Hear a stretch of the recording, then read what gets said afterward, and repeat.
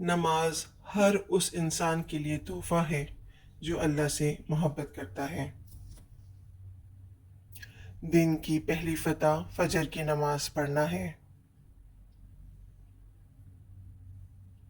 नमाज शैतान की शिकस्त और मोमिन की जीत है।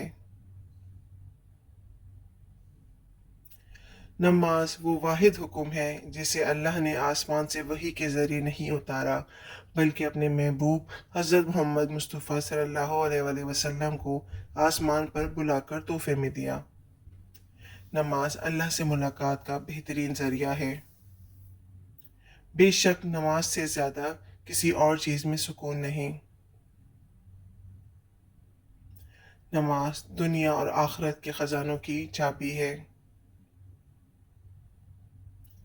तुम्हारा तहज्जुद पढ़ना तुम्हारे रब से इश्क का सबूत है। जिंदगी जिन जख्मों से भरी पड़ी है, उन जख्मों का इलाज सिर्फ सजदे में मौजूद है।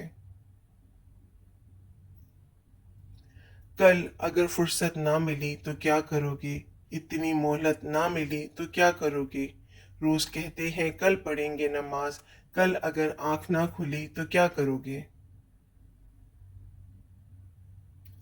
याद रखो, नमाज 5 वक्त और इखलाक 24 घंटे फ़र्ज हैं।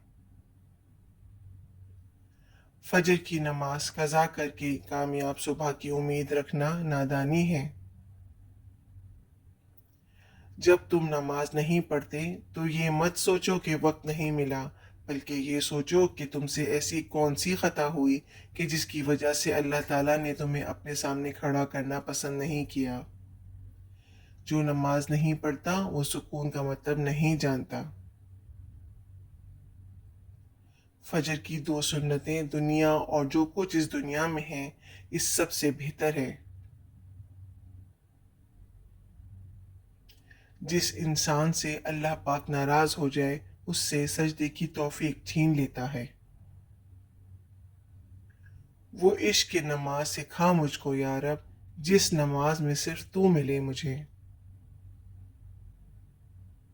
अगर नमाज के वक्त तवाफ़े काबा रुक सकता है तो तेरा कारोबार क्यों नहीं।